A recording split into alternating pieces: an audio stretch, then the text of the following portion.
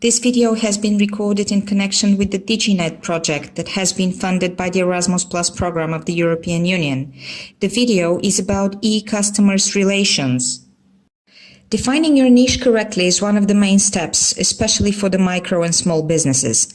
Finding a specific market or group will give you opportunities to save resources, but which is more important, to create something personalized for your future clients, which they will find easy to identify with. Knowing the market in its depth will be very precious for your business. The clear idea about the target group which you are striving to reach gives you a practical possibility to evaluate the applicability of your business and to which extent it matches the market needs. If you do not know the market you want to enter, you will need a deeper research and analysis which to provide you with the necessary information. Within the next following lines, we will check how you can do this. As a start, consider who needs your product, but also which are the clients that are less likely to buy. The following socio-demographic factors are of huge importance.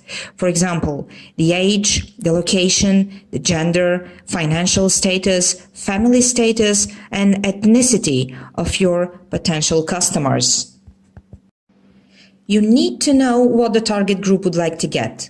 For example, would it be 100 pence or 1000 pence?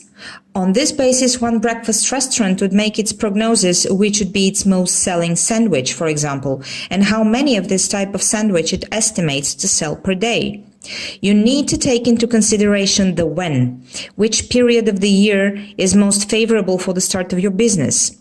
Many companies, such as those in the agricultural or tourism field, as well as the retailers providing thematic products for Christmas, Easter, or other holidays, practically realize the main part of their commercial activity within a certain short period of the year. The seasonal character of some specific types of business is accompanied by certain challenges which should not be overlooked. Take into consideration when the need of your service would be the greatest. For example, companies offering taxi services will be much busier on Saturday than on Monday. You need to take into consideration from where the clients can buy your product or service in different ways. Would they buy it by visiting your shop via online purchase, or will you deliver these at their homes? If you decide to have a physical shop, you need to pick its location very carefully from the point of view of accessibility, the number of potential clients, expenses, etc.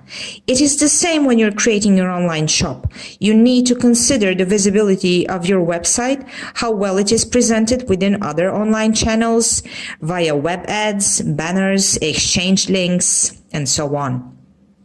You need to take into consideration the why and how of your strategy. Why would the client prefer to buy from me instead of buying from the competition? The answer to that question will be your unique selling advantage.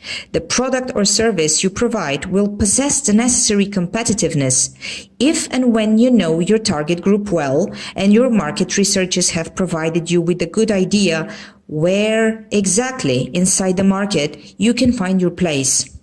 The most important thing we need to realize is that we are serving a community that has certain specific needs, and when we find what these needs are, it will be much easier for us to continue creating and offering our product.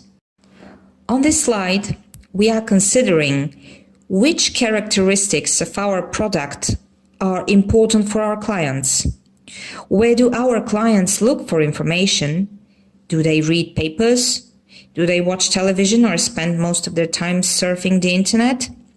After we answer all these questions and define the target group, we can then create the real identity of our brand. On this slide, we will be discussing the description and identification of the perfect client. In your mind, you need a crystal clear picture of exactly who you are targeting. You should think about the things that make those types of people happy, sad, scared, relieved, and then think about how you can make their lives a little bit easier. Narrow down the focus of your ideal client and avoid making broad target market statements such as every woman, every man, or all baby boomers. Few products appeal to such vast groups of people, and overstating your market will prevent you from developing viable targeted strategies for attracting clients. If you already have a developed notion about the type of clients you will be looking for, it will be much easier for you to make a plan how to reach them, how to formulate the services, the products, and your commercials in order to be more effective. Thus, for example, if we are offering an e-shop to our target clients, we would envisage what budget limitations they would have and whether we should offer them a ready solution or a custom solution. If they belong to higher class of clients, we could probably offer them effective maintenance, payment methods, and many other things. If you formulate the product according to these characteristics, you will be obtaining a lesser number of inquiries, but with a greater chance for implementing the project. Now we continue with discovering where our customers live. With our targeted customers in mind, we need to identify those places where they are likely to be discovered. Would it be online? Would it be offline via a certain type of media, mail? And then we need to create messages for them and for those types of media. Where we look for our customers will depend on the nature of our business. Some good online locations include forums and social media pages, including our own and those of similar or complementary businesses. In addition to the use of our portfolio, we could use recommendations from other clients. The so-called call to action buttons encouraging the reaction of the potential client to send an inquiry, a request for an offer, or even to be forwarded to check other services which are offered. Providing a blog to the clients where topics connected with their needs could be offered. For example, frequently asked questions, which also present our way of work we use, ensure customers that we can respond to their requirements. On the other hand, having more content supports also the better indexing by the search engines, especially if it is well shaped within specific page titles, descriptions, keywords, and so on. On this slide, we will be discussing the use of our homepage.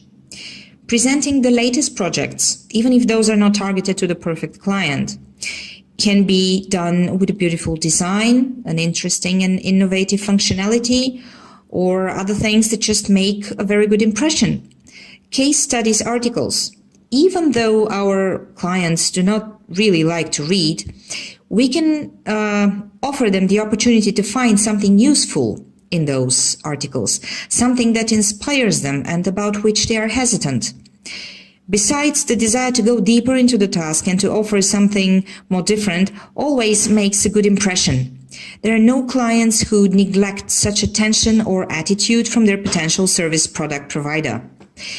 Teasers. These are usually pictures or series of scenes from the main page with an animated effect and buttons for navigation to the next or the previous scene.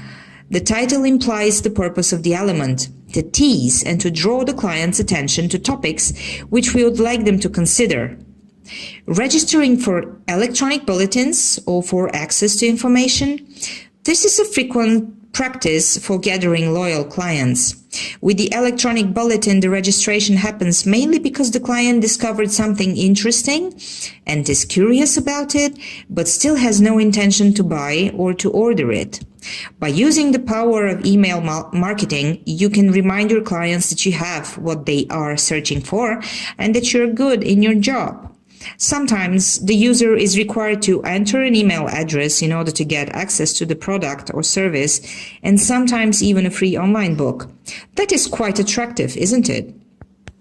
On this slide, we are discussing how to demonstrate experience and specialization.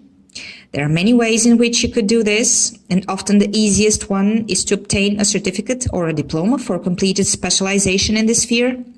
In addition to that, you can join an association which is connected with your branch and thus make a statement that you are following certain standards and are well known in your area. Experience and knowledge you can demonstrate by publishing articles in your company blog, books, TV programs, videos, and others. On this slide, we will be discussing relations and contacts with our clients. If we are not experienced in working with them in the market, we're targeting, we need to find a way to enter this market. This might mean that we would need to provide something for free in order to present ourselves and include that in our portfolio, which on the other hand can bring other clients. If we undertake this initiative, we will need to choose our activity carefully in order to be sure that we will have the desired effect on our clients. How to promote ourselves in all the right places. If you have defined a budget for promotion, you will definitely expect certain return on the investment you made. Think about the places on the internet where the clients would search and recognize your promotion, where they would recognize it easily and where it could trigger an immediate reaction on their part. You may consider paid articles in blogs, magazines, and other online media, the activity of which is connected with your services, and the clients might be searching for recommendation or even for your commercial there. Banner ads, pay-per-click, commercials, links, and others are different promotion tools which you can consider when developing your campaign. In addition to the promotion, think also about the social media, because you can use their benefits, some even completely free. Often when a service is offered, it is not easy to describe all its elements. This is why you can support your clients by providing your service as a package of certain elements. Even if the package is not priced, the client can get an idea what they could rely on and expect from you. After you have achieved the perfect selection of your future clients, you need to attract and hold their attention. In the process of work, we discover that attracting and winning a client is relatively easy. Attracting the appropriate clients, though, is what is much, much harder. Of course, many would say that in these days it is more important to have whatever clients there are and to negotiate all details. But this is not entirely true. We should not always be open for whatever clients and work with all of them at all costs. This would rather bring unfavorable results, or everyday work will not bring pleasure. As the saying goes, there are travelers for every train. The work is much more fun, inspiring, profitable, and motivating when it is connected with clients that are appropriate for us, matching the profile we created and needing our services and possibilities. Of course, this does not guarantee that clients will always be happy. It will not be possible to respond to all their needs and requirements. But when we have made the effort to select our clients carefully, working for them will be much more pleasant. Luckily, there are practices for describing the company and its services which support the correct and improved targeting towards the clients we desire to get. Now we need to consider tools to analyze our clients. The best ones will allow us to do the following: to own them, which means that we will be able to customize the tools we are using, to give us on-the-go access to them from anywhere, on the mobile, for example, as well as to be scalable, which means that they will enable us to take on a multitude of data sources and to grow together with the business. On this slide, you can see several different tools to analyze our client. For example, the first and most popular one would be YouTube Analytics, and then Google Analytics and Facebook Audience Insights. But of course, other tools also exist, such as Social Mention, which is a free tool that provides a real-time analysis of social media. It organizes social media mentions of your brand into a single stream and includes hashtags, top keywords, and sites. Also, Clout, K-L-O-U-T, which is a great tool for exploring, identifying, and categorizing influencers. Using Clout, you can search for influencers in your niche. It uses Twitter engagement to measure influence. Then you can also use Google's audience retention tool to track viewer engagement. And you can try Google Trends for gaining in-depth consumer insights. On this slide, you can see the titles of several articles that can give you access to excellent selections of tools to analyze your clients. So feel free to type the titles of these articles and discover what they can offer you. An important topic that need to discuss is ethics with customers. Our personal information is everywhere, whether we like it or not. Businesses collect email addresses and more during registration for various discount or gift cards and store promotions. Our hobbies, interests, and day-to-day routines are captured from social media posts, search engine queries, and GPS tracking. Businesses are figuring out new ways to use this customer data for their marketing efforts and to improve their services. The latter is an evolving landscape where the line between appropriate and inappropriate is still quite murky. The first important thing we need to stress on is that transparency is key. Most customers accept that their data is collected and analyzed, often for their own good. It can help save time and money and lead them to the products and services they need much quicker. They dislike when this research is done without them knowing. Customers should be informed specifically what their information will be used for and how and by whom it will be used, which includes not sharing the information with other companies, competitors, or publicly unless express permission is given by customer following an inquiry. Some companies do notify customers, but the message often gets lost in fine print or a person's email inbox. The key is finding a way to be transparent about how the information is used and making sure the policy is seen by everyone. We can go on even further by saying that trust is everything. There is a lot of promise for using customer information in marketing and promotion. Most businesses use the information they gather about their customers to refine and market existing products and create new innovations using the information for other purposes. However, is an ethical boundary that many believe businesses should not cross. Imagine a phone application that sends a notification about a restaurant recommendation or product sale to a customer who is in the area of that particular restaurant or shop. Apps such as Swarm, for example, already do this. However, that kind of automated service could also be considered as intrusive or annoying, damaging the business-customer relationship. So on the basis of the information on your clients, you need to decide whether you want your business included in an app like that or not. Keeping in mind that trust is everything, you have to decide whether you go for something or not, which could lead to losing a major opportunity to grow and expand your client's base, or to the breaking up of existing relationships. And to continue with the topic of ethics with customers, we need to mention the question about the need for heavier regulation. As online data mining tools get more sophisticated, new guidelines and even laws will be formed to protect both customers and businesses, which means that you need to be on the lookout for the latest changes and be careful about observing those. The question, however, exists, can the rules keep up with the technology actually? We can also mention that we really need accurate product listing if we want to be ethical towards our customers. E-commerce is different from traditional retail. Your customers cannot touch the product they will buy.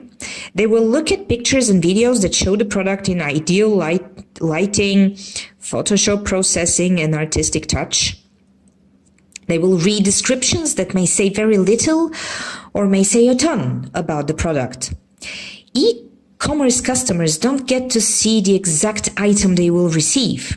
In a store, you take the item off the shelf and you carry it to the register. An e-commerce transaction is instead, send me one of those.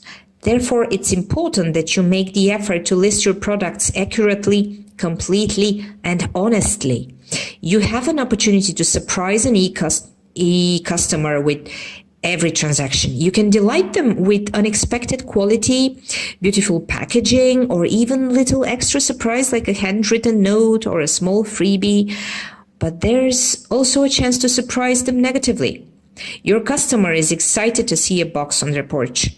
They tear into it looking for the awesome thing they bought from you. They are disappointed that it fails to meet the expectation set by your product listing. Surprise? Lower quality, inaccurate attributes, whatever, it doesn't matter. If your product listing isn't accurate, you'll disappoint your customer and probably lose them as a customer. You may garner complaints on social media or offline to friends from that customer. You add just a little bit more to a bad reputation. For most e-commerce vendors, inaccurate product data is probably not intentional. It's your responsibility to collect feedback from your customers. If they indicate inaccuracies in your product listing, you need to fix them. And you need to fix whatever organizational problem caused it to happen in the first place. The last topics that we are about to touch concerning ethics with customers are connected with the fact that you need to make your website accessible for users with various backgrounds. And last but not least, you need to sell authentic products. As far as this last point, selling authentic products is concerned, we have to mention several pieces of advice. First of all, you need to check what you're selling. You may not physically handle most of the goods you sell, but at least buy a few and check them out before you start fulfilling orders. You need to verify with the manufacturer. The manufacturer should be able to identify if a product is fake. Usually an item or serial number will be enough, but they could also help you with aesthetic identifiers too. Try to work with trusted suppliers only. Look for validation from real organizations. Verify credibility with other buyers. Prove to yourself they can be trusted. Be extra careful with international suppliers. There are significant reasons to work with international suppliers, the price, the broader market, etc. But be extra careful with international deals. Suppliers are harder to check up on, and sometimes they are pretty loosely regulated. So be open to international business, but try to be safe. Be careful with unreal discounts. If you buy something, especially online, at a fraction of a price, or the deal is too good to be true, it usually is. Know how much discount is typically available on branded or luxury items, and if the offer is unrealistically low, say 70 or 80%, then you are definitely buying a fake. Be careful with flimsy packaging. This is a dead giveaway, as good brands and businesses take a lot of care and spend a lot of money on packaging. If the item is shabbily packaged, doesn't fit properly in the box, uses substandard material like cheap plastic or sagging cardboard, take it as a sign of counterfeiting. Grammatical and spelling mistakes are something else to be on the lookout for. Counterfeit products can be easily identified through wrong spelling, an extra or a missing letter, for example, or grammatical errors. While these mistakes in brand names are deliberate to lure the careless customer, those in the product information or instruction manual reflect the fraudster's lack of education. Be careful with poor quality of products, because quality of counterfeit products is usually suspect, with cheap alternatives used in place of the original. The material can be tacky plastic, fake leather, cheap glass, poor quality cloth, old or used parts in electronic appliances and gadgets. Be careful about omissions and mismatch, flawed fonts and logos as well. Be careful with missing contact details. If the manufacturer's physical address, email, phone number, or contact details are not listed on the product or package, it should be cause for concern. Be careful about missing accessories. Make sure that all the supplementary parts and accessories that have been mentioned on the package are present in the box. If the instruction manual, warranty card, wires, plugs, or other items are missing, get back to the retailer immediately. Unauthorized centers should be something that we need to be careful with as well. It's best to buy electronic items, appliances, gadgets, and branded wear from authorized retailers, licensed sellers, and genuine brand outlets. If you're getting a good discount elsewhere, check the store's address by going online and make sure you have genuine contact details. Opening up the topic of e-customers relations, how to approach them electronically. We can start from the selling communication basics, which include positive thinking and attitude, client-oriented communication, concentration, one's own behavior, confidence, personal qualities, and the two levels of communication, which is emotional and rational. Even if online communication does not necessarily have to follow the requirements of face-to-face communication all the time, the text we present online needs to follow certain rules, such as easy to read, follow and understand, appropriate argumentation without errors, both factological or grammatical, as well as appropriate visualization. Continuing with e-customers relations, we can speak about content marketing. You need to be able to communicate expertise and character, what is necessary in order for you to turn into a magnet for clients. It is important in communication to demonstrate both the professionalism as well as the personal character. The personal brand contributes with its image, values, and objective to attracting the clients. This makes the freelancers and the small teams especially competitive in the war for client trust because they can show us the mix of expertise in human nature, which people trust into. The main method for such presentation is content marketing. With content marketing, you can present yourself as a professional, but also to lift the curtain of personal space and to share that mix of qualities that makes you who you are. Content marketing is used today by many marketing specialists, something like 86%. While the good results encourage them to increase their investments, we can trust them on this. The content marketing should be organized on your website. This is how you control the content and you are not dependent on an external platform. Of course, for an effective content marketing strategy, you need to focus on your business objectives. Do not publish posts just because it is modern to do so.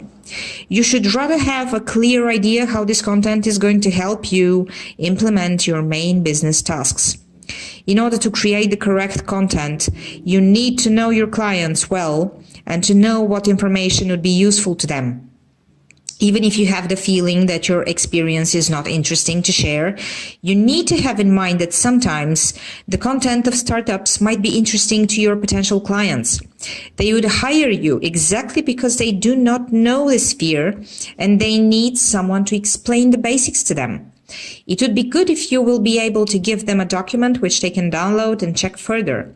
Thus, you will give them an opportunity to think of you again when they're looking through their computer resources and in their mail, and you will obtain their email address so that you can use it for other purposes. Another topic we can discuss when we speak about e-customers relations is email marketing. In order for your email marketing to be successful, you need to make yourselves useful. You should not just promote your own products, posts, or new initiatives. You should share professional content which can be helpful to your clients. Thus, you will strengthen your image before them. The most successful strategy in email marketing today is the so-called drip marketing, within which, over a prolonged period of time, you share information with your contacts and automate the content on the basis of their behavior.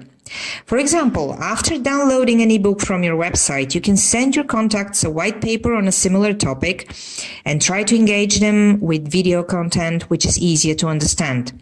Drip marketing requires a specialized software and an initial investment of time in the creation of the automated process. Afterwards, this can be really helpful for attracting clients. Now we continue with social media, still not in the way you can imagine. So far, social media have been used for sharing content and generating traffic towards your website. This is a rather obsolete approach. Today, you need to create content for the social media and to let it live there. Thanks to a couple of new formats, the social media are the perfect place for you to create an image as a leader and expert in your sphere. LinkedIn with polls and Facebook with their updated notes maintain the perfect long format content. Medium is another channel which can provide a large range of new readers. Of course, all this is valid if you shape the content appropriately. It makes no sense to publish in these channels the exact same content from your blog. The winning strategy is to shape 2 posts, one with a rather basic content on the topic, which can be published in the social media, and another one, more profound analysis, can be published on your website. Thus, you can easily redirect the interested readers from the social media to your personal space for more information on the topic. The last topic in the field of e-customers relations will be networking. Considering it is advisable to combine offline and online practices, let us speak about the real-life meetings. Professional events are a good opportunity for a connection with potential clients and partners. In order to leave them with a good impression, you need to have a well-prepared elevator pitch. You need to formulate in a clear 30-second statement who you are, what you do, and what makes you different. Develop this idea and keep it always close at hand. Learn its key phrases by heart if you need. Do not forget the follow-up after making someone's acquaintance. Send an email, a tweet, or another message, some written signal that the meeting took place and you would like to continue the communication virtually. You cannot expect that if you contact the person 6 months later when you need him or her, he or she will remember whom they are communicating with. Speaking about management of communication with clients, one of the main tasks of marketing is to manage the communication. In most cases, the firms invest funds in marketing researches in order to discover who their clients are, what is their age, gender, income, behavioral patterns, reasons for which they use the product or service, the media they follow, who makes the purchase decision at home, and so on. After this, they make commercials, advertisements, which cover their clients and send promotion offers via regular post, email, or directly visit their potential clients and then wait for orders. If these orders do not take place, they usually wonder why that is so. This contact approach is one-sided.